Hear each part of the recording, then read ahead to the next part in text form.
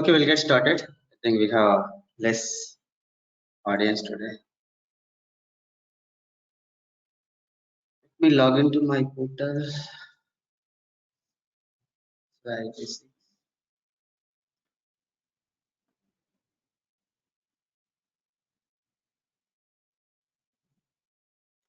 Okay, let me recap of what I have done last week. So we were talking about the Dockers and Kubernetes. For that, we created one new project. Of course, you can apply it on the current project as well. So we created a new project, and while we creating the project, we enable the Docker support. Once you install the Docker on your laptop, your Visual Studio will also get a feature to enable Docker support. One checkbox. So because I want Visual Studio to create a Docker file automatically for my the project what I selected, be it a web API, be it a ASP.NET, because Visual Studio is having that intelligence. After that, I made small changes to the Docker file because whatever is the Docker file that is being created with the Visual Studio will run on your local PC perfect. But when you are deploying to the different environments, the paths are different, right? So only the path changes I made it. Basically, your Docker file gives you the absolute path. I just made it relative path. You can see the old videos, I mean last week videos, and you will understand it. That's the only thing I made it. Okay. The one what I am using is Docker demo web API.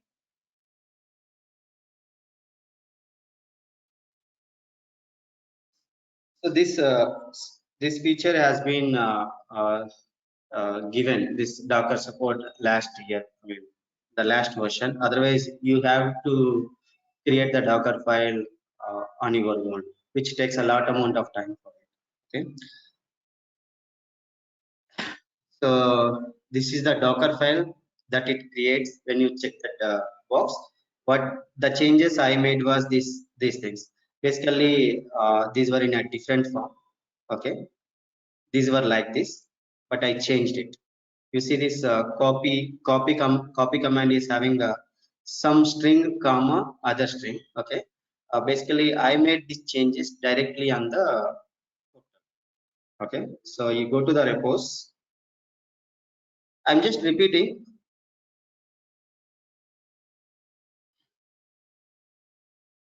You can see the copy command here, right? Copy contains star.csprosh space dot slash. Okay, but if you see the same Docker file here, it contains string comma string. I just made the path more relative so that you deploy it anywhere, it will work. Okay, right now it is having a different which is pointed to your local, and the rest of the order is same. There is no change in the order. Okay, so we also created a one container registry because when you I created a pipeline for this build pipeline. So creating a pipeline. So let's edit it.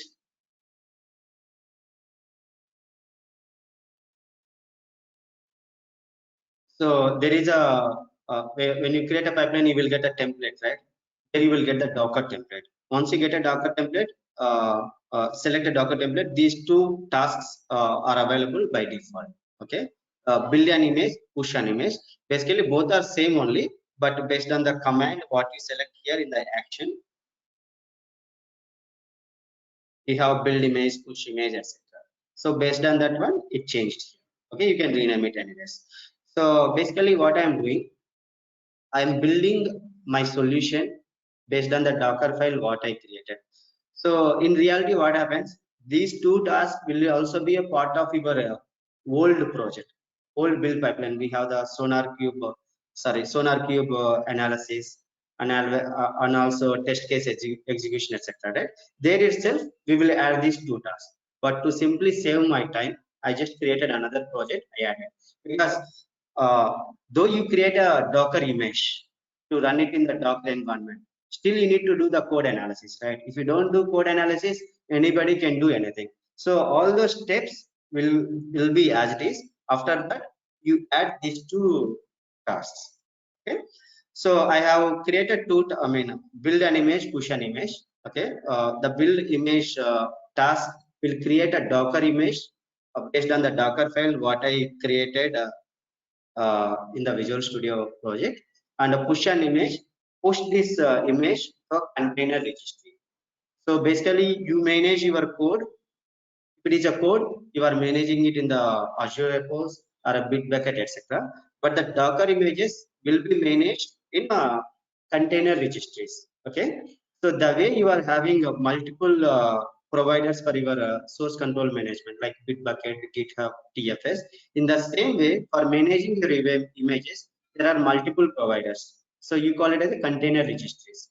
So you have the container registry from the Azure, container registry from the GitHub, container registry from AWS. You call it as a ECS there. So everybody is having their own container registries. There is no hard and fast rule that you have to keep your images in one place. But it's always to follow the. It's always better to follow the same stack in terms of performance or in terms of compatibility. So since we are using Azure Kubernetes, Azure Kubernetes is a managed version of your Kubernetes flavor. So since we are using AKS for managing your Docker images, I'm using Azure Container Registry for keeping my images that are being built from my build pipeline. So my build pipeline contains container registry 8am container registry name. Okay, let's go to our portal.azure.com.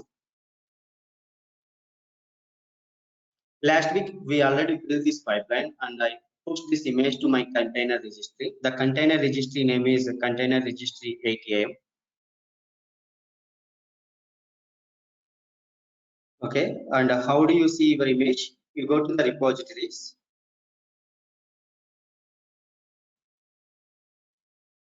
and this is my repository, Docker demo API. And this repository contains one image with the tag as 39. So if somebody needs to use this image, they can use this Docker pull command, and then they can pull this one. Of course, they have to authorize it, and they need to have this credential because this is not a public image. This is a private image that is in my Azure Container Registry. Okay, now I have my content image is available in my container registry that is being built via build pipeline. Now I'm going to deploy this image into my Azure Kubernetes service. Okay, so last week we already created a AKS. Okay, Purna, basically I deleted in the last week itself because it will be charging for me. Yesterday night again I created the Kubernetes using the same steps. Okay, we can go ahead and explore these things. So right now I am having only one server in my Kubernetes cluster because this is for only demonstration purpose. So where you can increase the number, how many you want. Okay. Now let's go to our Visual Studio. Let's see the output of this service. This is a web API. Okay. So let me use IIS Express. Okay. I just want to show the output of this one, this project.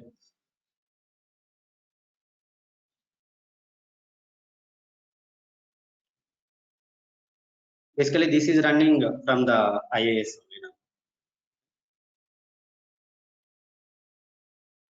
The URL is localhost 53. So this is the output. You see the JSON. This is a API, right? The output of this API is a JSON output. Okay. Basically, some other kind application uses this one. My URL is weather forecast. Okay. Whatever is the root URL, it doesn't matter for me. I need to remember this weather forecast because this is the URL extension. Now let's go to the our Azure DevOps portal. Now my pipeline is ready. Now I have to create a release pipeline to take the image from the container registry and push it to the Azure Kubernetes environment so that end users or the end applications can use that application from the Docker environment. Okay, let's go and create a release pipeline. Now we are in the current section. Okay, create a release. sorry, come to releases, create a new pipeline. Okay. Now the template what I'm going to select is Kubernetes. Deploy to a Kubernetes cluster. Okay. Take this one. Now let's close this. And the artifacts, let's add an artifact. My so far we've been using Azure repos as an artifact repository because we are using the code. Now I am going to use the images that are in my container registry. For that, you need to select Azure Container Registry option. Okay. Now it will ask you the connection entries. So service connection, my free trial, and then the resource group is a demo group. This is what I've been using for creating the virtual machines or anything. And then what is my Azure Container Registry? I have two registries. One is Puna registry and another is container. I'm using Container Registry ATIM. And then the repository name, Docker Demo Web API. Okay. And I'm saying take the latest version of your Docker image, add. So now my artifact source is being added. Now let's go and configure the pipeline here. Okay, when you selected the template, Kubernetes deploy to Kubernetes, you already have one task here. We also need to add another task. First, let's configure this task. Okay, so the display name you can give anything. I would say kubectl push image. Okay, and you need to configure. We created a Azure Kubernetes service from the portal. Now you need to integrate your AKS with this your pipeline. Okay, there is nothing because I haven't done anything. Let's go and create a new connection. Select the option Azure subscription. Okay, and this is a free trial. As soon as you select, it will ask you for a credential. So mine is hasura86 hotmail.com. This is account I've been using for my portal.azure.com or Azure DevOps as well. Now I authorized my pipeline to connect to my AKS. Okay, Purna AKS. I have only one cluster, so that's why it populated only one cluster. And namespace, you can leave it. Namespace is nothing but your environments. Let us say if you are having a QA environment, production environment, you can use that namespace. You can create one actually. Right now, I only have one environment. Based on that is a default. Okay, you can leave it as this, and because we always want to manage our clusters, right? We always use check this box. Use cluster admin credential means whoever is created this cluster, you can use those credentials to manage your cluster if anything is required. Okay, and namespace you can see I just left it as this. If you leave it, it will go to the default, or you can select the default as well. Okay, and these details are for your comfort. You give any name here. Let us say Puna AKS cluster service. You can give any name. And I'm saying grant permission to all pipelines. Not this service can be used by other pipelines as well. Just save it.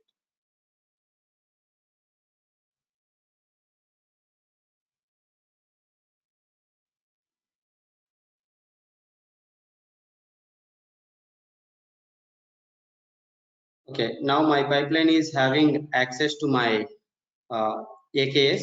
You can leave this namespace as it is. If you don't select anything, it will go to the default namespace. Now all I need to do is from the command box. First one is uh,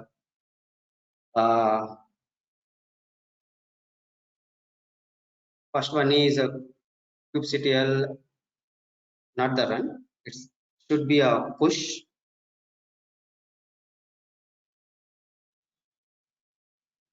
First time it is create. No. Just give me a second, guys. I just forgot this.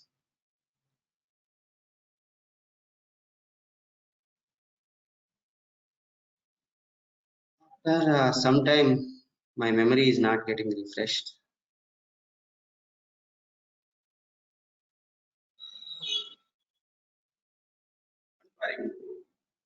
Apply. Wait a minute. Wait for a minute. I know you remember it.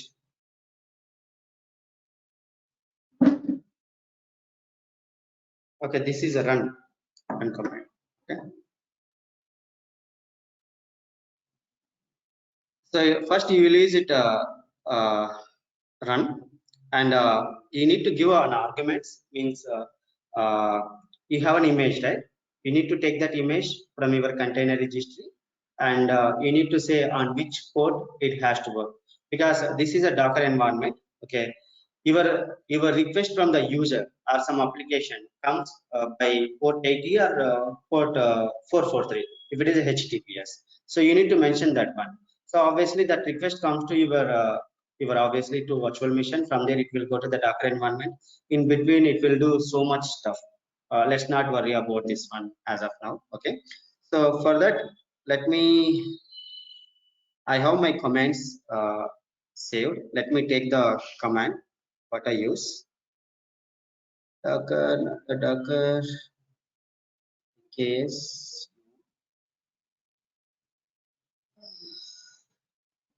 Just give me a second.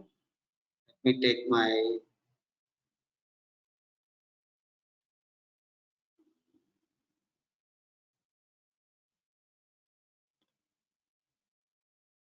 okay. Let me use information what I have.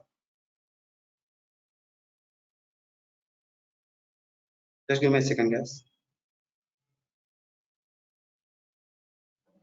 Okay. So basically, when you use this run command, right, it will create a service. Okay, you need to give a name for the service. Okay, let us say the service name will be, let us say, Pune AKS deployment. You can give any name as per your naming convention, and then what you are deploying, you are deploying your image, right? So you need to give the image path. Okay, for that you need to use space hyphen hyphen image. Now space, you need to give the image path. So from where you can take the image path, you go to your portal, close this, go to your portal, and go to your container registry. This is AKS, right? Go to your container registry, and then go to repositories.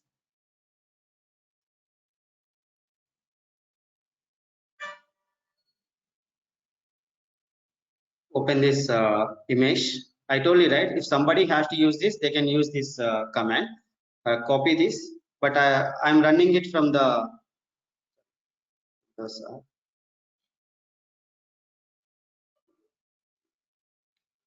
I'm running it from the uh, portal, right? I don't need to use the complete command. All I need is a path.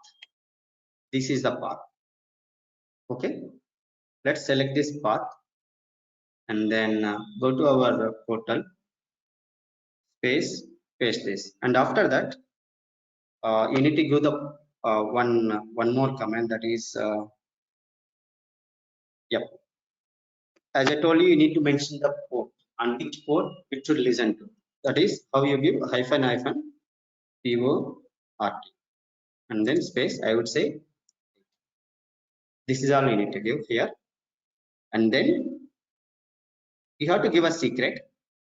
The secret means your container registry is integrated with your AKS. Internally, it needs a secret to communicate with each other. Okay, you will give a secret, and you can give any name. How you give a secret? There are type of secret: Docker registry and generic. Docker registry is for your Azure AKS, Azure Container Registry. Generic means any other provider. Okay, now I select a Docker registry. In the container registry type, this is a Azure Container Registry. If you expand, you will have other things as well, but I'm using ACS, Azure Container Registry. Now the subscription, so you have to use the available connection. We already, okay, this is already been authorized. So basically it should be showing only one. I have only one subscription, but it is giving me two sections. One is authorized one and another one is free, but both are same only. You just there is that is kind of some bug action. It is confusing. I explained this the same thing in the previous session. So what is our container registry? Container registry API. Okay, and the secret name you can give any name. Okay, let us say Purna secret, or you can give anything. Okay, and use this option. Rest everything you just leave it as it is. Okay, now let me save this. Okay, so now I built my container from the image, but this is not been this will not be available for the external use. Somebody should be able to access it, right? Now I will expose this service to the external world. How you do it? You will go and add another task, that is kubectl only. So you call it as a kubectl or a kubectl. Okay, this is the same command similar to above, but instead of run, you will use. Okay, let me configure this service. We already created this service earlier, so this is available, and I leave the namespace as it is. And the command now, I have to use the command expose. That means it's like it is like this. You deployed your application to some IIS on your web server. Okay, but let us think that your web server, your port ID is not open for the public.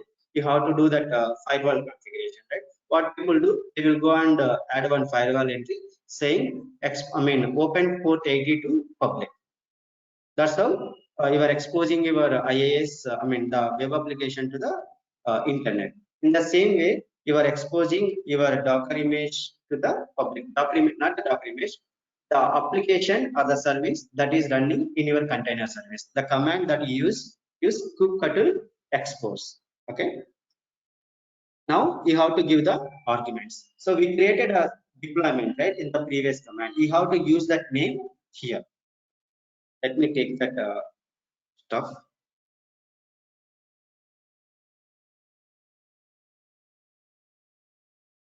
So for that is the syntax is first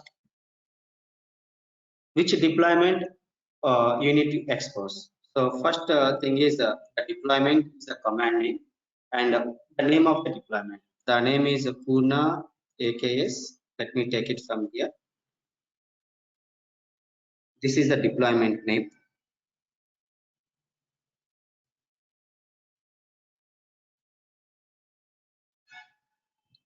And then space, you have to say, okay, you are exposing this one. When you are exposing, Kubernetes is having a n number of ways to expose your service. So if you want to expose your service or application to the external world, you can use a type called load balancer.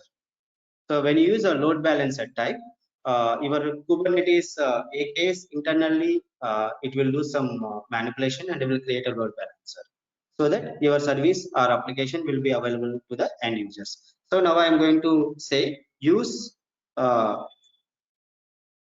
use load balancer to expose my service. Okay, and then on port, what is the port? I would say 80, and then target port. So I will also keep it 80 because each container runs only one service. So you don't need to use multiple IPs here. So basically you will have you are mentioning two ports here. One port that is coming from the public, means you are as an end user, you are accessing from the browser or some application. If it is a API, some application access that API from that port. That is the source port.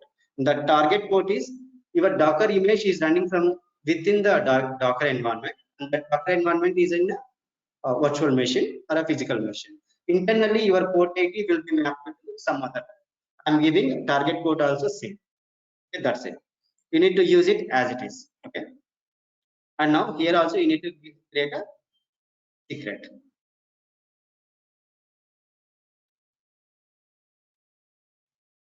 container registry, 8 am, and you can give any name or same name that, because there is no link between that secret and this secret. Okay, that's all I need to do. Now let's go ahead and save this, and I may get into some issues. Now I will show it. Okay, first let's go ahead and create a release.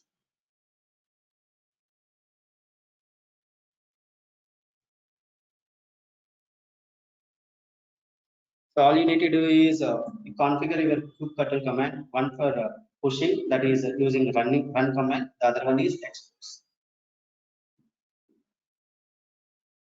Release one is been created. Let's go ahead and see why.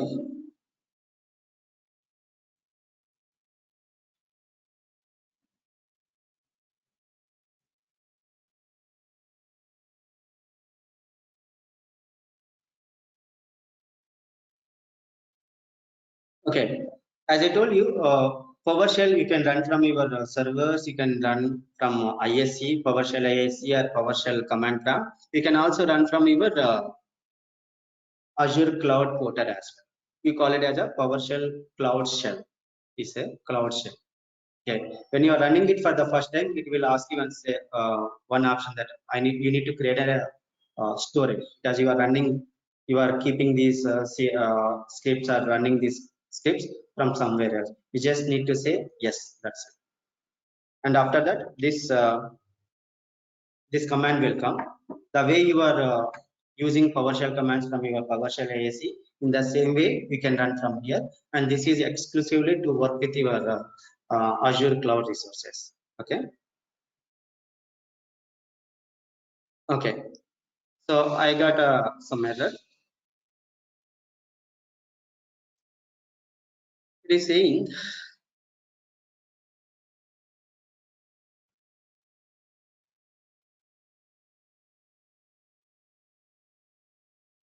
failed with some exit code. It did not give me much stuff. Basically, it is having some errors in terms of accessing. The image in the container registry from the AKS environment, because both are different services. Yeah, AKS is a different service and the container registry is a different service. We created them separately, but we did not make any link. I did not provide access to my AKS to pull the image from my container registry. So you need to do that first. Okay. So how you do it? So there are series of commands that you run it. Okay. You can run via commands, or you can directly go to the different service. Let us say container registry 8 am.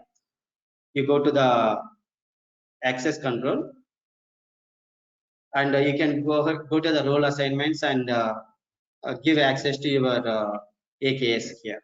Okay, with all these contributor access, etc. But I already have the commands with me. You need to run them in sequence. Okay, so let me open my presentation.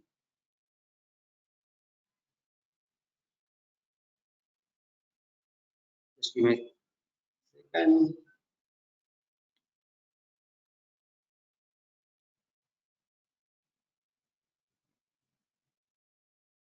This is nothing but first I will take the ID of my AKS and then container registry, and then I will attach a role between both of them.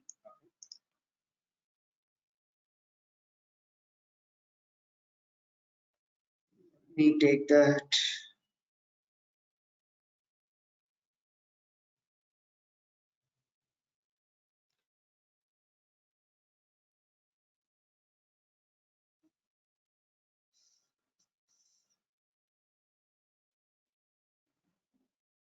Okay. So you need to execute all these commands. What I do first, let me take these commands. Anyways, you can see them in Notepad.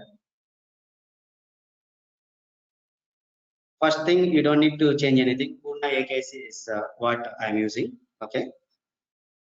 And then second one, you don't need to change anything. The third one is aged AKS show. Resource group is demo group. Puna AKS is my uh, container, I mean AKS name. Okay. And then in the second also, I changed it already. Container registry 8am is my registry name. And then demo group is the resource group name. And finally, we are saying aged role assignment, create. You are assigning a role ACR pull to your client ID. So that means you are providing permission to pull an image from Azure Container Registry, and this permission for your AKS. Okay. What I do, I can simply take all these commands, Control C, and paste it here. It will automatically work one by one. Okay. First command. So aged AKS credentials, it taken the credentials. Now it is creating some role by me.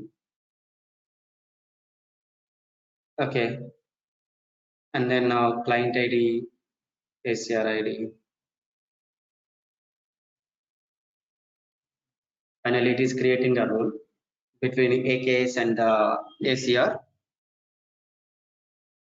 You can call ACR Azure Container Registry, whatever it is.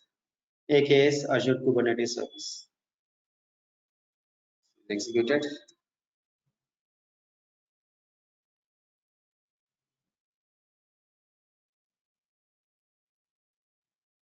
Okay, done. You see so much stuff done behind it. Now I can go and see my Kubernetes environment from the command prompt. For that, you need to use a kubectl, or you can call it as a kubectl. Okay, let me say kubectl get nodes is to see the nodes available in my Kubernetes environment. I only have one node. I already shown from the portal. Okay, so that node is ready. Okay, and then you can see kubectl get pods. There is one pod. So the reason I am showing it here, I got an error while I built my, I created my release pipeline, right? So now you see, when I say kubectl get pods, right? This is the pod name, Puna AKS deployment. So there is a naming convention, right? It follows. This is the name of my pod. And you see 0, 1 is ready. There is one pod, but nothing is available because 0 of 1. So now it's And there is some the pod name is not visible. It is under pardon? that. We are unable to see that part. So your output, your screen. Just if Now? you don't mind, yeah, it is okay. Okay, okay, I don't know that one. Okay, now you see the status is image pull backup. You can go on Google for this. Image pull backup means your AKS is not able to pull an image from your container registry. So this is the issue I am talking about. You will get it if you don't give these permissions. Now what I do, I will go and will go to my pipeline. Just simply give another release. Okay. Go to your releases, run your create a release one more time.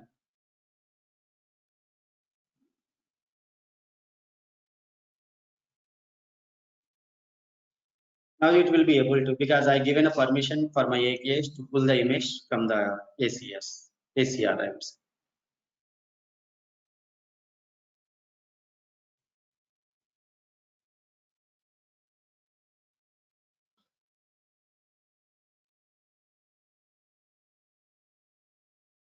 Giving the wrong description, it's not push, it is a run image. That's the description, you can change it.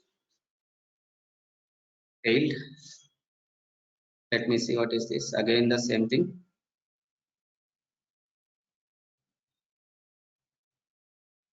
Let me go to let me rerun this command kubectl get pods. Okay, it is able to run. Now the issue might be some other thing. Okay. You can see right now 1 out of 1. The container is running. Probably the issue could be in this series.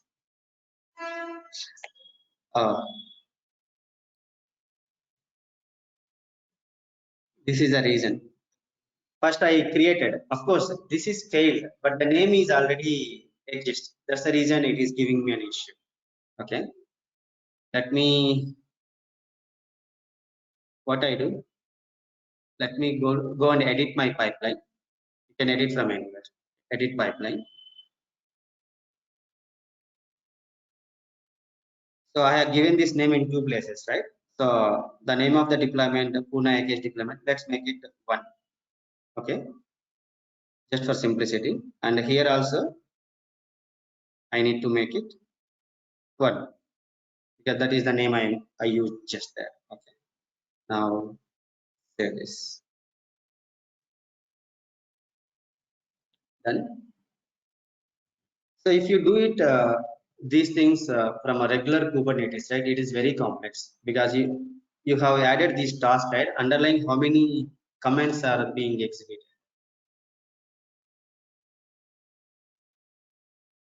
And if you want to see all those commands, right, internally, you just go and see the logs. It will show all that sequence. And if you take that sequence and if you compare that sequence with the unmanaged version of your Kubernetes, let us say you install your Kubernetes in your own data center, in your own server. We have to execute all these sequence on your server. It's very complex.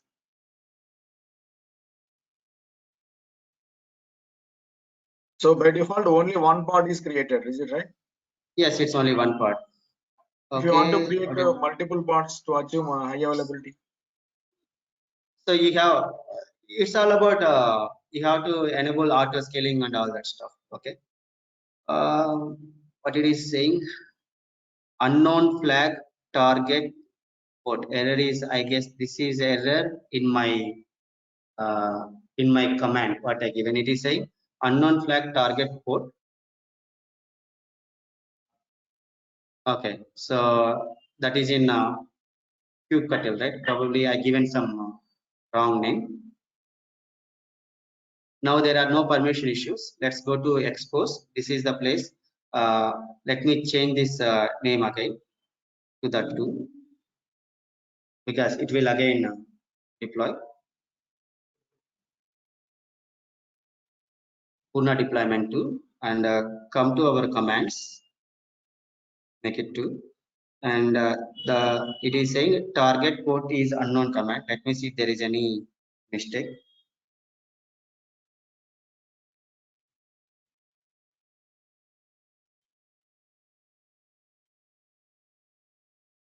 So it's not target port, it is a target hyphen port. Target hyphen port, and there is no equal to, it is a space. Okay.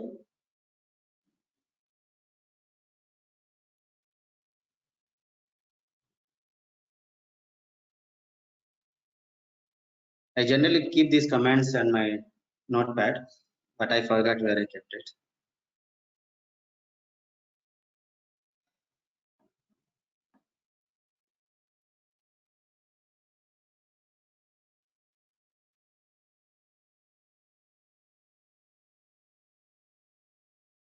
Will do a hell lot of stuff internally.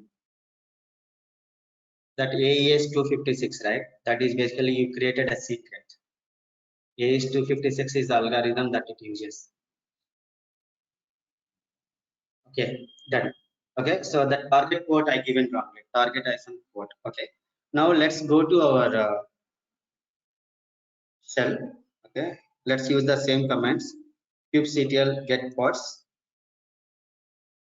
So you see, 3 deployments happened, right? Purna deployment, of course, that was initially that was wrong, and now it is running. You see, because the container was created, but it wasn't having permissions to run it actually. That's the reason initially the image pullback of error has come. Now all the containers are now, the pods are running. Okay. Now, how do you access? because this pod is now containing a service which I deployed it, right? What is that service output? You seen that weather forecast something. Okay. Now, how do you access? We created a load balancer, right? We need to access the service using the load balancer. Okay. Now, how do you know that? What is the IP address of your load balancer? kubectl get services. This is a command you use. So there is a service, one for Kubernetes, that is a Kubernetes master cluster. Nobody will be able to access it outside. The other one is Puna AKS deployment. This is the service name. You see, the expose command failed for the first two things. That's the reason only one service is available. Puna AKS deployment is my service name. What is the type? Load balancer. And this is, there is two IPs, cluster IP and then external IP. External IP is the one you should use to use it from the internet. Okay. Now you take this IP address. So it should be like HTTP, this one. And what is the URL? This is the root basically. Okay.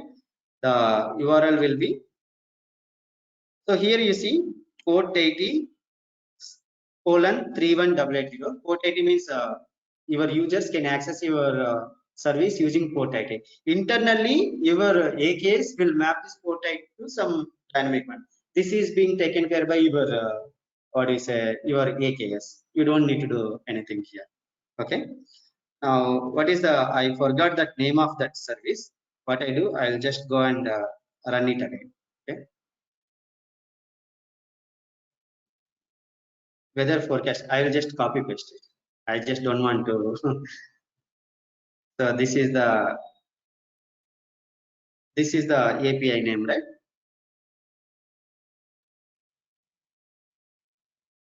So let me close this one. So I have this. Let me construct, right? So this is the, take this.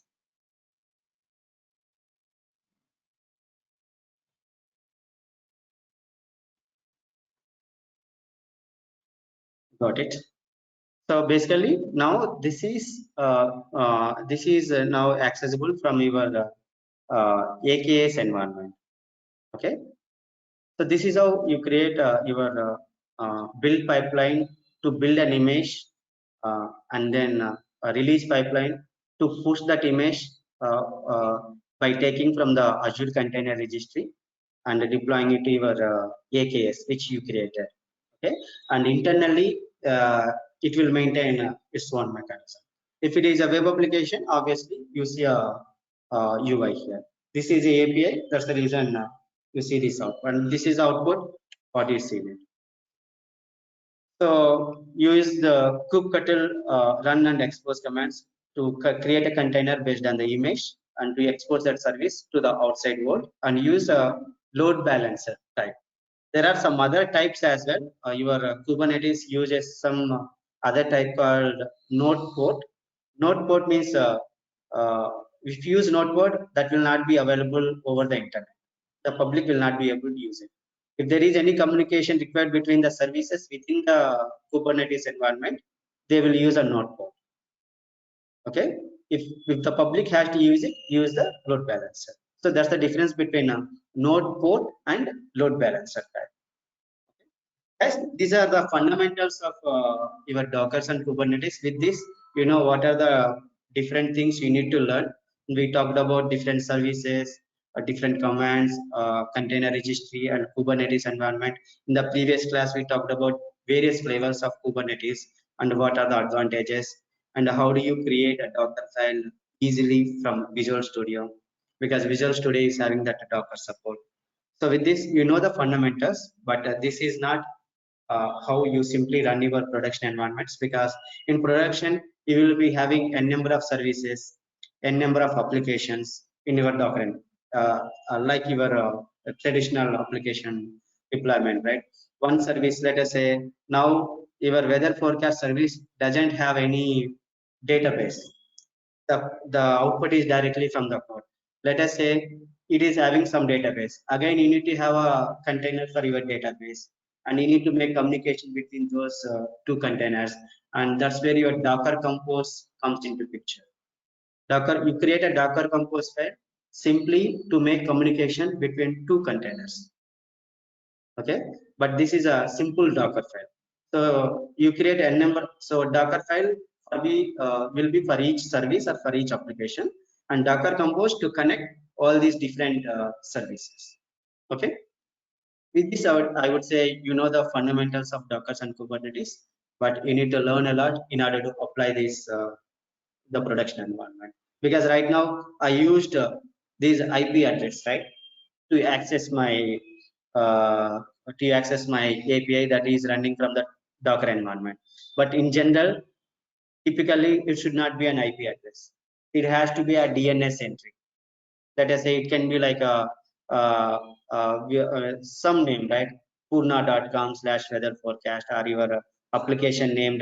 So you have to buy some DNS name and then use that entry. So whatever your network people are doing for your traditional application deployments, buying some domain name and configuring that DNS in the DNS servers, they do it in the background.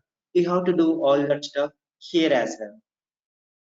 So that's where if you have to use Kubernetes for your application build and deployments, you need to work with, as a DevOps engineer, you need to work with architects, application architects, and as well as infra guys who knows very well about your networking concepts, storage concepts, but they don't know the Kubernetes because they've been working with the traditional one, but they give you inputs. Okay, so you need to map, hey, I'm deploying this to Kubernetes environment, but I'm using IP address, I need to change it to DNS. Then they will tell how do they create the DNS in their traditional environments, in the DNS servers or in the IaaS or Tomcat, Apache, etc. Then you can understand and you apply those concepts in the Docker as well. Okay, this is how I create a DNS entry in regular servers. How do I create a DNS entry or some generic name or service name in my what do you say Docker environment? You need to correlate and work on it. Then only it will become easier. Many people think that they don't need to know the regular networking concepts in order to work on Kubernetes. That is a myth actually. If you don't know those concepts, then you are doing it from scratch and you will get into many issues because you don't know how to apply security at you are applying security at the virtual networks or the VLANs, etc., right? And you have to apply the same concepts here as well. This is no way different from your regular application deployment, but the only difference is that is server, this is a pod, and again where this is running from, this pod is running from server, some server. Okay, guys, with that I would say Docker and Kubernetes fundamentals. Here where we can enable auto scaling. So can you? So that is so you have a n number of Kubernetes commands, kubectl commands. You have to use them. Okay. So again, you can either use commands to make your auto scaling up or down or automatic from the commands, or you can use your what do you say? You go to your cluster. Let me. My cluster name is Pune AKS. Whatever you can do from the command line, you can do all those things from your properties of your service. This is like any other service, right? You do create a virtual machine. You can create a virtual machine from command prompt or from the PowerShell or from the portal. So in the same way, you can do the all the different stuffs from portal as well.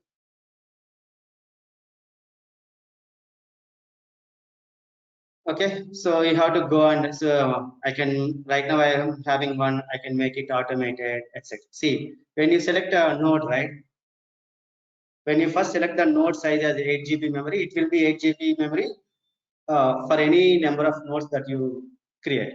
You cannot change the size, but you can increase the count or decrease the count based on the node.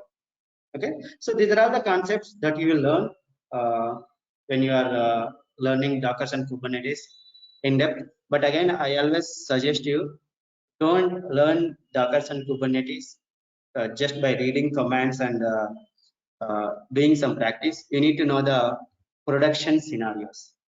Without knowing the production scenarios, if you apply these things, if somebody asks you to deploy your application to the production version of your Kubernetes, you will not be able to do it, because doing it lab is different and doing it on the production is different. Okay, so one more thing, you need to access, there is an UI for your Kubernetes as well. So because right now I can see all these pods and clusters, everything from the command prompt, right? Kubernetes is also having an UI. Okay, so you need to access using command called AKS browse, and then you have to give your resource group name, and then -n and your cluster name. Before you use this command, you must have executed all the other commands what I given. We copied, right, some set of commands.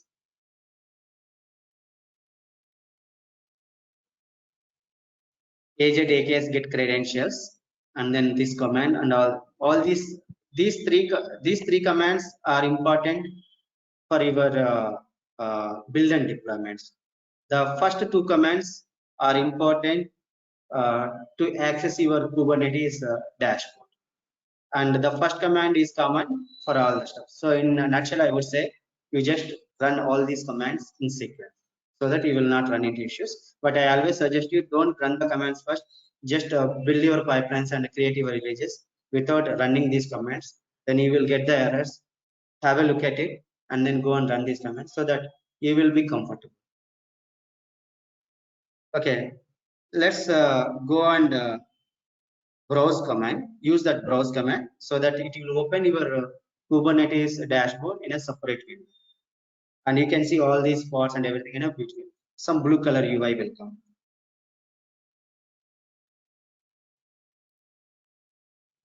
It.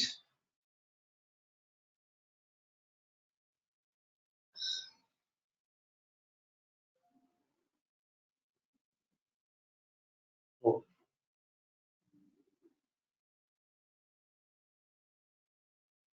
I have to get the UI here, but it is giving me some JSON output. Of course, this is some expected thing as well. Let me see. There in the recent past they made some changes. Okay, let me see how I can get an UI. Okay, once you get an UI, it will show you all those things in a graphical manner, all your pods, services, and everything. Okay, so guys, I will show it tomorrow. I just wanted to cover Azure artifacts as well today. I will look at this dashboard tomorrow. I will show you how to access this dashboard. But all your services are now running. Your pods are running. Your load balance is working. Your deployments are working. People can use it. Okay, this is only for the graphical representation of your Kubernetes cluster. If you have 10 more minutes, I would like to talk about Azure artifacts, another concept in your DevOps, Azure DevOps. This is not related to your build and deployments. Azure artifacts is for the dependency management. Let us say your company is creating a number of reusable components. Means a number of libraries they are using. Okay, those libraries have to be shared with the other teams. Okay, what happens if you're using a traditional methods, like you keep this DLL or your reusable component in another way, in other word, you keep this in some shared folder and tell all the teams saying that okay, take this reusable component, this XYZ DLL from this area. So they will take it and they will start using it. And meanwhile, over a period of time, you will make changes to that reusable component. Now you will go and again tell the people, hey, the latest version of the DLL is available, take it. Some people may take it, some people may not take it because some people scared of changes, something may break it, some people neglect it. But how do you make it a standard that is Azure artifacts. This is all about using your NuGet. Right now we are using NuGet, right, for our system libraries, or we are using Sonar Cube or something where we are downloading from the NuGet data. In the same way, you are creating your own NuGet repository, and you will not, after you creating your NuGet repository, your own NuGet repository, you will ask your developers to download your libraries from there, so that you don't need to tell your all the teams whenever a latest version is available. You don't need to tell your development teams take the latest, because whenever they build it, so whenever they build the solution, what happens, all the NuGet packages are being downloaded from the NuGet.org, right? In the same way, your library will also be downloaded from your own NuGet.library. So you are standardizing, or you are making your reusable component development in a standard way and standard approach, and you don't need to inform all the different teams and new version is available, take it from there, etc. Everything is from the central server, which is your own NuGet repository, and this will be maintained in your Azure artifacts. Okay. So shall I continue for another 10 minutes? People on call. Yes, Purna, no problem. Okay. Yeah, yes, no problem. Carry on. Okay. Thank you. Okay. So let me close this one, all these things. So how do you create a reusable components? I mean, guys, as a DevOps engineer, you are not creating the reusable components. Some developer is creating a reusable component. So these reusable components, how they develop, they use class libraries, right? So if you're a .NET developer, you will know the class library. It doesn't have any UI. It's only contains uh, the code, only the class files. Okay.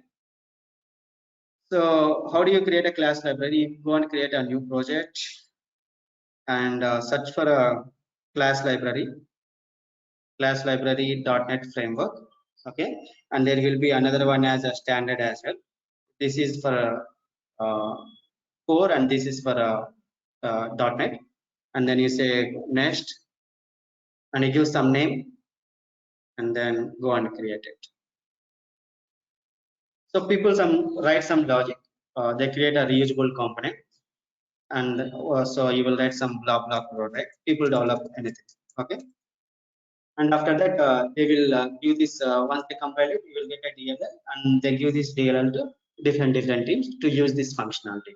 So I already created a class library, and I already pushed it to our Azure DevOps to just save that time.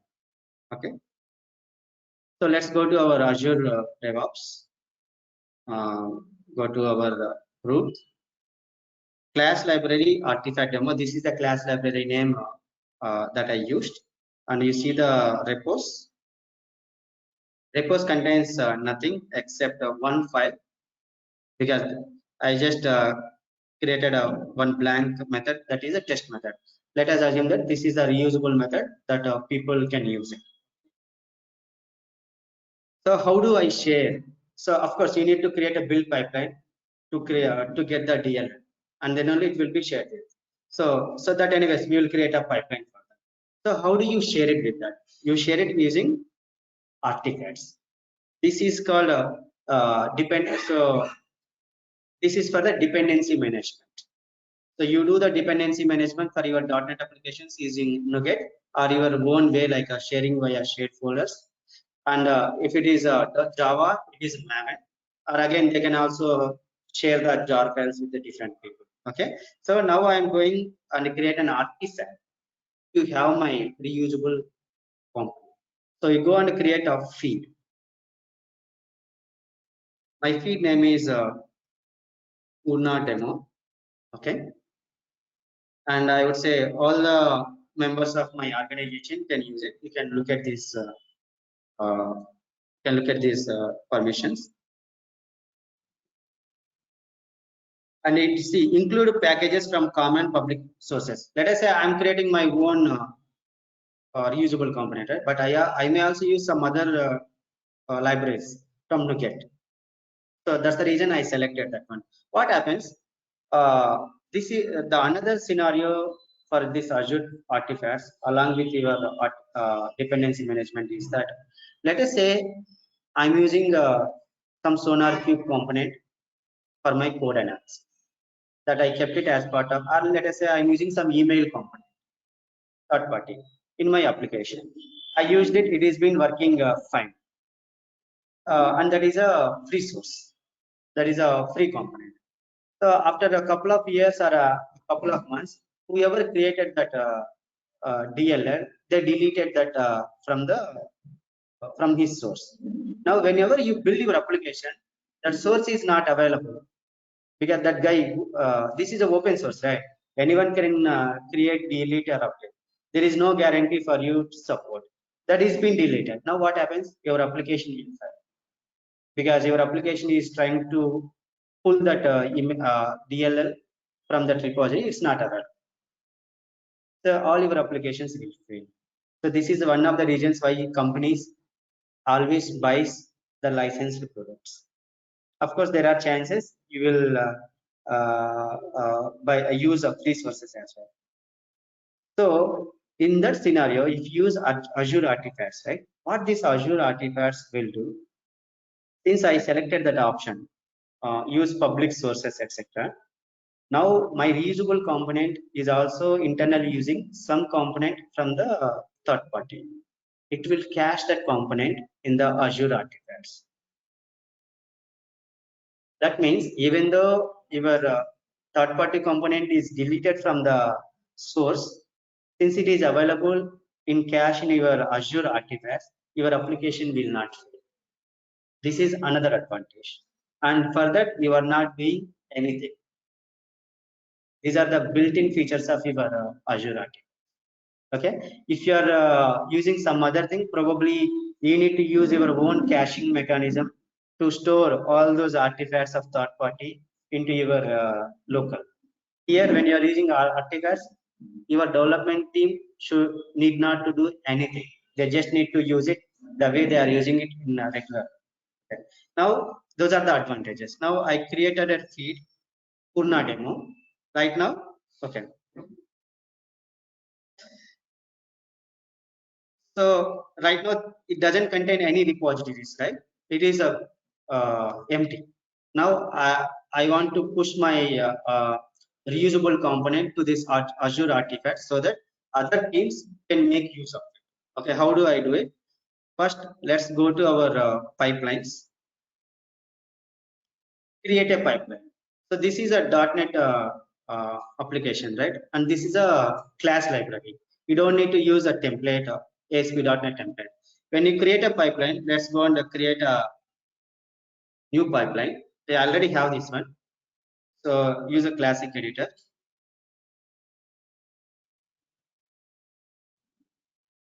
Repo is same. Instead of selecting ASP.NET, this is a class library, right? Take .NET desktop. This is a template that you need to use. So these are the things by default you will get it, right? So I'm not going to make any changes here, and probably I disable these things. Okay. So I already have the pipeline. Let's go here. Let's. I just want to show it to you. Pipelines. Open this pipeline. This is the one I just used it. Edit this pipeline.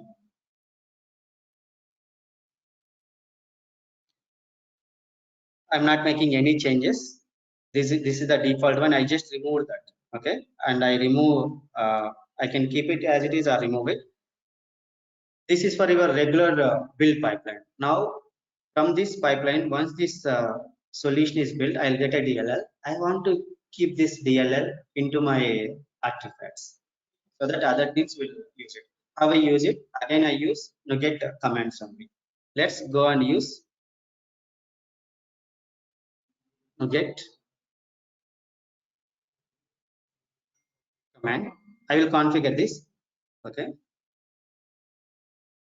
So instead of restore, I use first I need to create my DLL. I need to package it. So there is a command called NuGet pack. Use pack command, and you leave this. I only have one project, so that's the reason I'm just leaving it as it is. and other things use it. The other one what you need to be careful is advanced. Okay, that's all you need to use it here. You need to add another NuGet command. First you tagged it now. Let's go and use another NuGet. Again, this is the same command. Okay, same task only, but you change the command. Now the command is push. Okay, as soon as you selected push, this is being changed. Okay, you don't need to make any change here. And I need to push it to where? I need to push it to my the feed what I created. Let's go and select. I selected Purna. I created Purna. Okay, select the feed. So why I am able to have the access here? When I created the feed, I given access to all the members of my Hasra 86 organization. That's why it is not giving me a authorization prompt. Okay, done. You don't need to do anything here. Just you need to add the task. Two tasks. One is same task, but the first one is a back command. The second one is the push command. Once you use the push command, you select the target feed what you just created. Okay, that's all you need to do. Let's go on save it. Because developers will create a reusable component using code, they will push it to the repositories. After that, you need to create the pipeline. So where did you mention the solution file in build solution? The path of the project. Okay. So Okay, this is a giving regular component. We did not make any change. This is a template. Okay. Now let's go and queue it. Now you will get an issue. So guys, I am showing some issues without making it perfect because the issues that I am showing it to you, right, don't have an answers on the internet mostly. Okay, because these are the new concepts, right? You will not find answers that easily. It may take 10 days or 20 days or 30 days for you to know it. That's the reason I'm showing the issues. What you can do later, you can go and verify how difficult it is. Then you will, you will realize. Okay.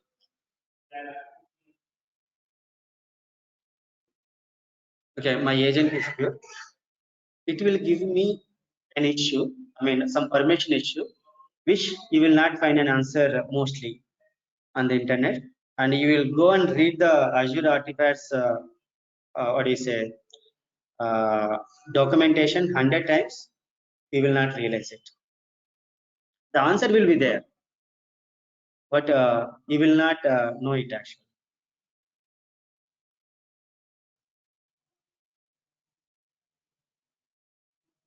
When it comes to the push field file,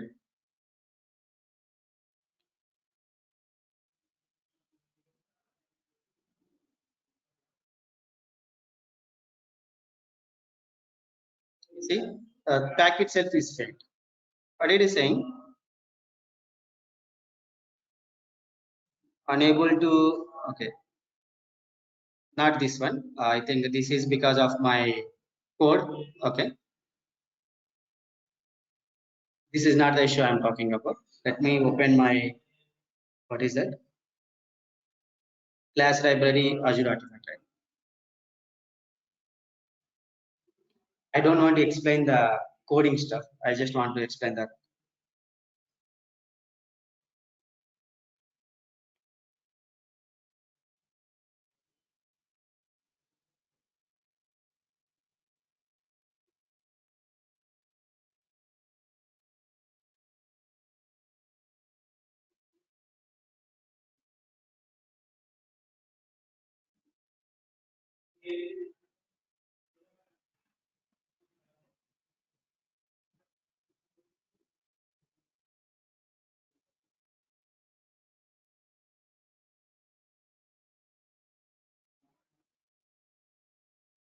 Okay, let me build it one more time.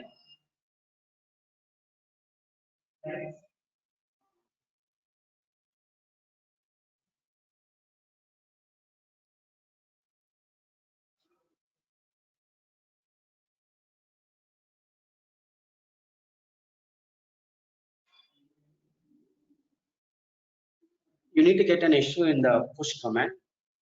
this is about permissions.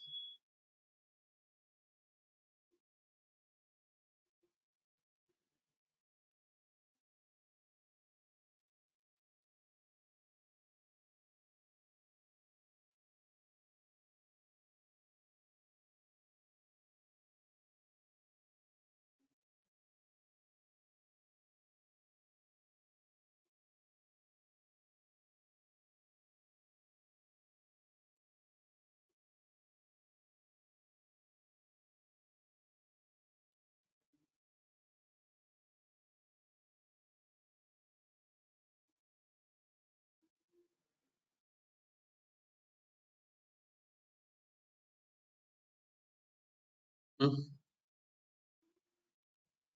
I don't have any code here. Unable to cast type system dot string to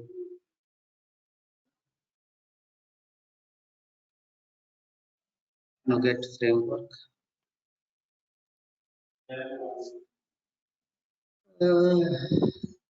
What code I have? I don't have anything.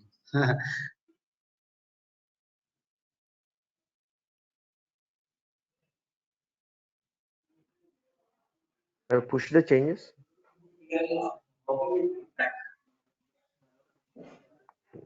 No, what is that? The class library, Uh, once it be built, there is a code. There is code, right? There is some code here, right? Anyways, this is also code, right? Let us say anything you can have, right? It should not be a problem because I can have an empty project as well. Let us say when I build it, I already have a DLL created, but it doesn't contain any functionality. Okay, you can go and see it, right? Just give me a second. Uh, Open folder.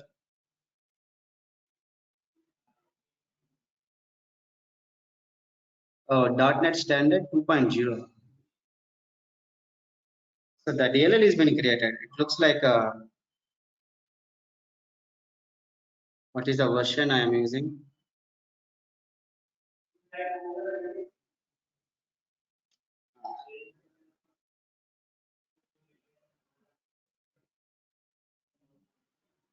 What is this 2.0?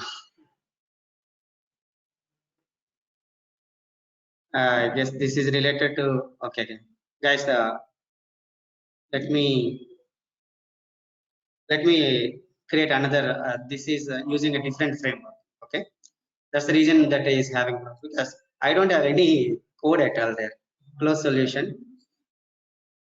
Okay, let me create another project quickly. Class library .NET Standard, and let the name be like that.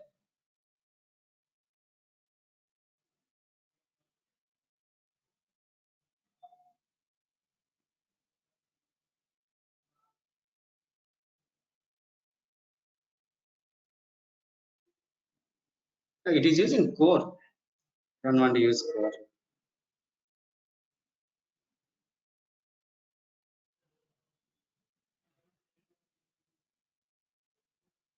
Class library.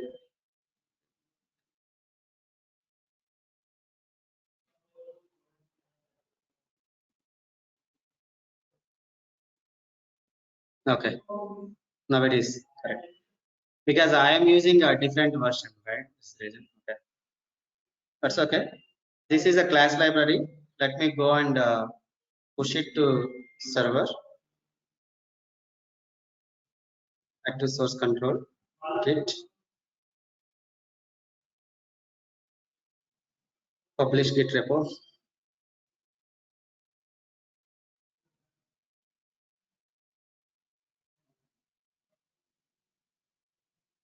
Let me put it in that. I'll put it here so that I can easily use that pipeline.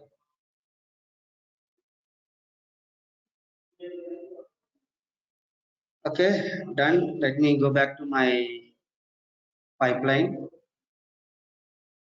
repos.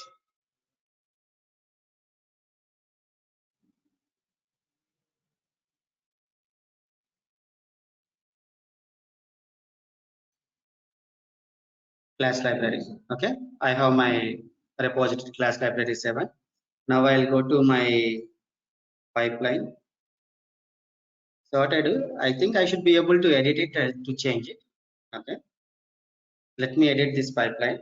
I will change it. So instead of this project, this one, I'll use a class library 7. Okay, and then it should change automatically, because these are all relative stuff, right? It will work. Nugget package, I'm not making any change. Push, I'm not making any change because I already made it. Okay, now let's go and save. All I done is used another repository.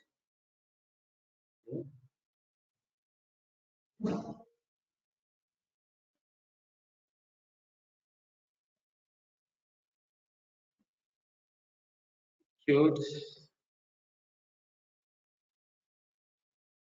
If your teams, if you are starting a fresh development, or if your guys are using some other mechanism, you can go and suggest this. And the good thing, it supports all, be it Java, .NET, or anything. They don't need to use a multiple ways to manage their multiple technology stacks. Everything is under one hood. Even if your third-party library source fails, still your application works because you are having it in your Azure repository.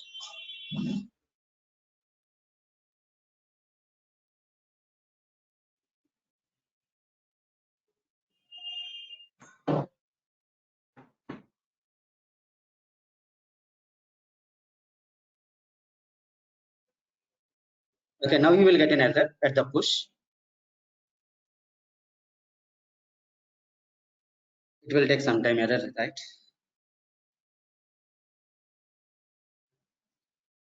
Done. Then I might have done that configuration earlier. Maybe whatever the configuration I done is applied here. Let me show you what is that. Okay. Go to artifacts. Your artifact name is Purna demo, right? So your library is already available. Earlier it was empty. Okay. Go to your feed settings, permissions. Okay. You come here, your artifacts, right? I have another artifact here, Asra 86. Okay. Probably I applied that setting here. There is a project collection build service. Okay. So let me come here. Go to your feed, Purna demo. Go to your settings, feed settings. We come to the permissions. By default, there is a class library artifact demo build service, right? This will not be part of your permission group. Okay. You will see project collection build service, class library artifact demo, Hasra 86, class library contributor.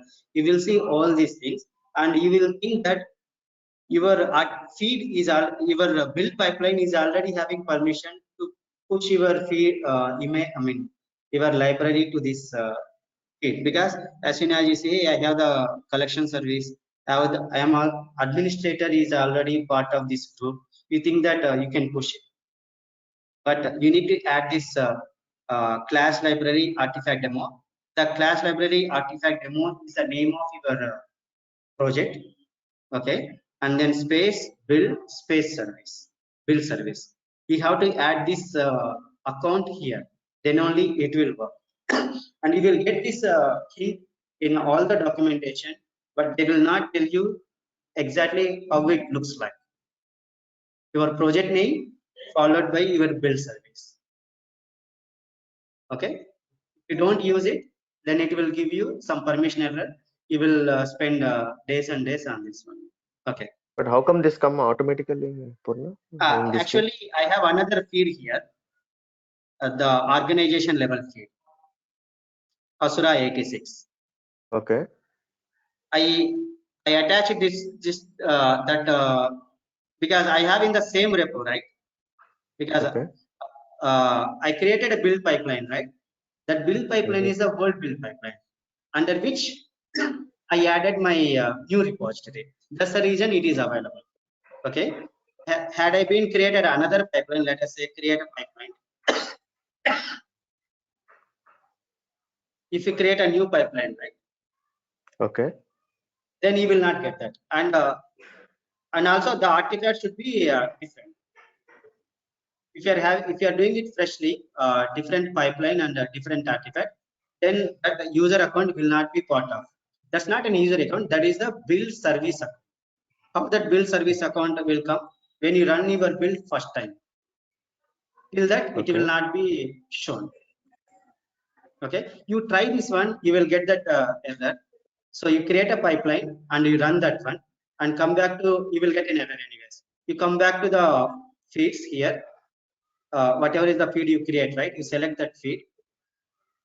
Okay, and then you go to this feed settings, go to permissions. This will not be available. The first word will be your name of your project.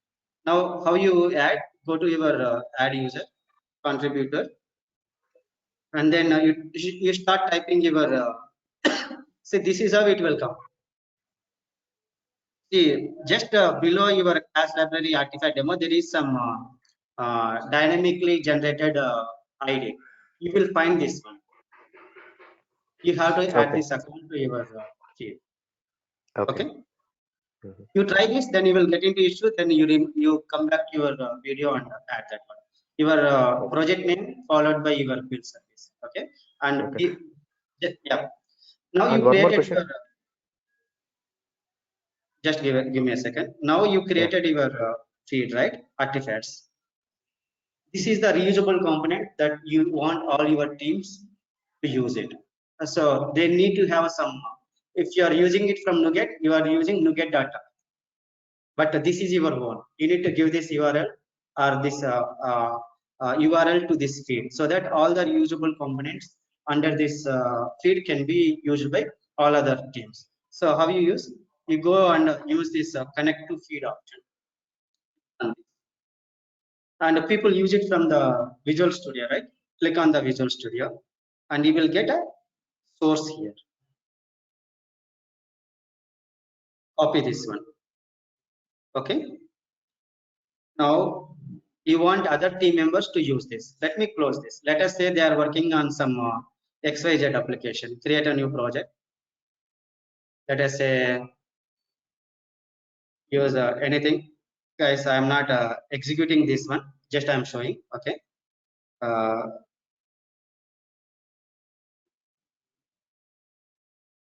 ASP.NET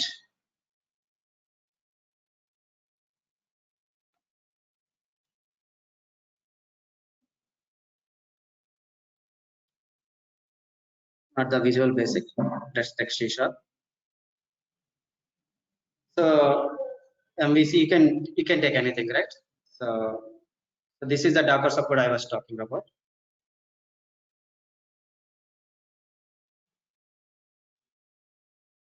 Now every application is configured for the NuGet, and you did not do that. Basically, your Visual Studio already configured for the NuGet. That's the reason your applications are being built. So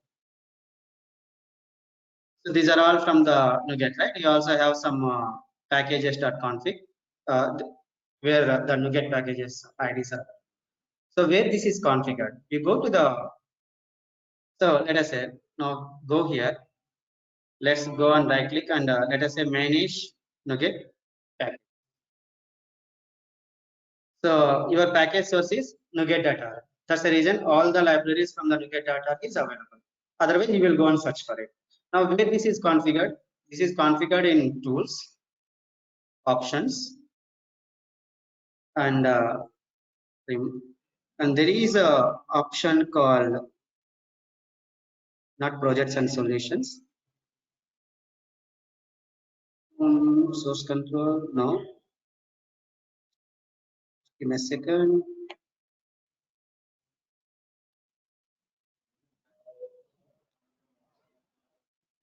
I just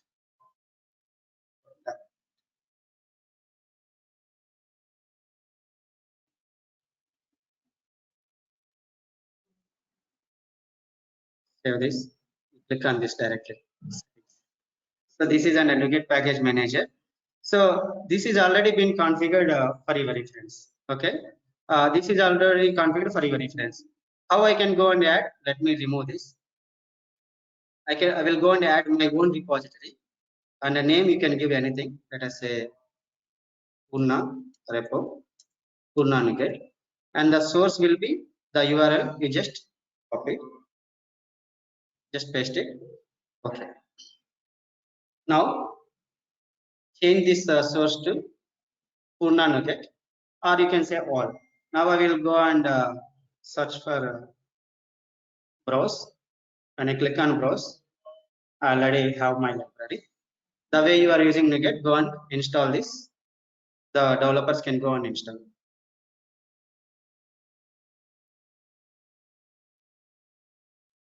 Now if you go to your solution explorer, references, you see this class library 7. So this is how you can use Azure artifacts for the dependency management. Okay, so we used to have this dependency management earlier as well. So you create a NuGet package and deploy them to the NuGet.org. There you can create a private repository for your reference, but that was a process. You need to use many utilities from the NuGet, whatever the commands I'm using, and you need to use a special project types in the Visual Studio, and it takes minimum 2-3 days for you to create this.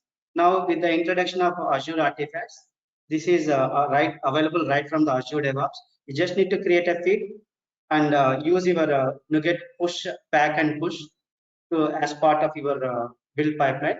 It will be pushed to your artifact feed. You give this feed URL to your users, and of course you know how to manage the permissions, who can use from the permissions. So this is how you manage your dependent sharing your reusable components across your teams in the same organization or outside the organization. That's about the permissions. That's about the artifacts management, guys. Purna, one So with question. that, I In will the build stop it. pipeline, right? In the build pipeline, right? You are pushing the artifacts to Azure Artifactory, right? Can you just go to that step one?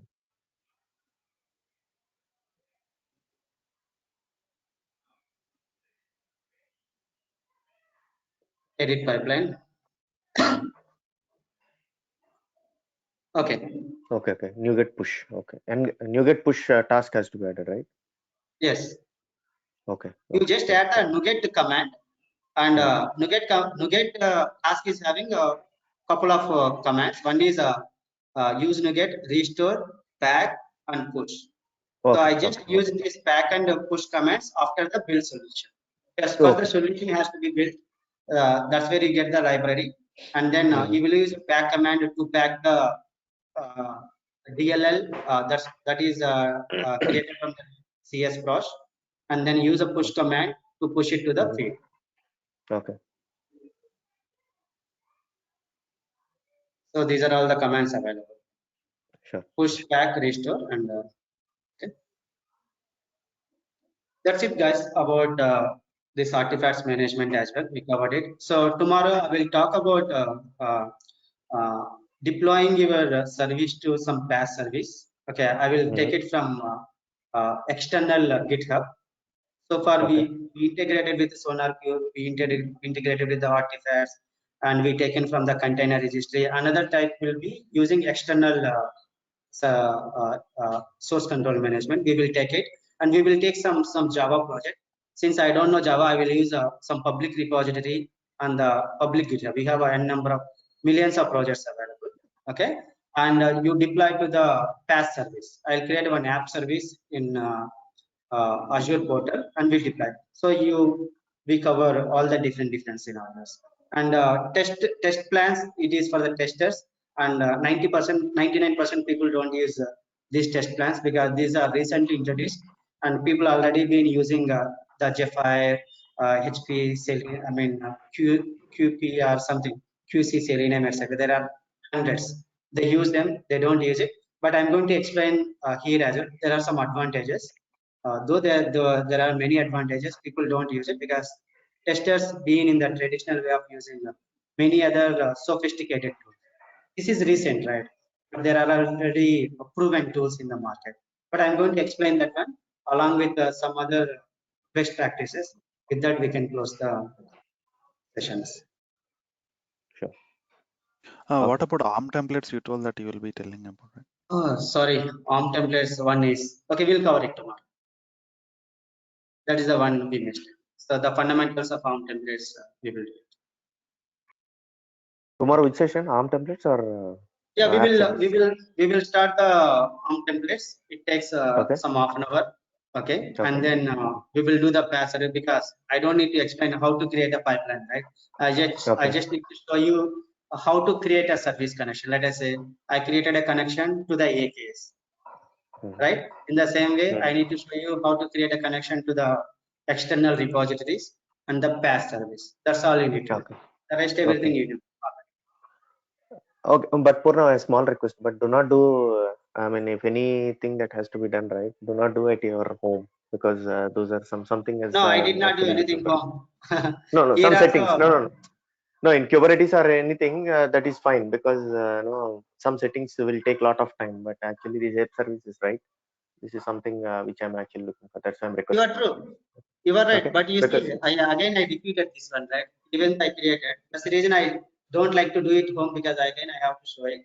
But this yeah, again shown it in front of you. see, the Okay. way you told you, right? Some of the issues, right? Even we struggle for 10 days, also we cannot able to get it. Though the information is available, but we don't know how to implement the Yeah, you will not be solution able also. to. Yeah, That's the reason I am stressing about it. You create it yeah. freshly, then you will get that issue. Okay. Because these app services, right? For me, it's a big topic, so that's why I just want to get a No clarity. problem. No Okay. problem. Yeah. No problem. Yeah, Yeah. that's Thank all. you. Yeah. App service doesn't take much time. It takes hardly 2-3 minutes. Yeah, that's Okay. fine. Without any settings, that's fine. Yeah. Okay. Yeah. Yeah. Thank Okay, you. guys. Purna, I have one last question. Like yesterday, I was trying to install the Dockers in my my machine, but that was a Windows 2012 R2 machine. So I was trying to search the Dockers downloading software, but I could not find it. Every time it is saying it is available for Windows 10 Pro only. So whether it is any free version is there, whether I need to take it, I Okay. need to subscribe to the option. This is like this. If you want to use a server versions, right? Why don't you use directly the Docker versions of your servers?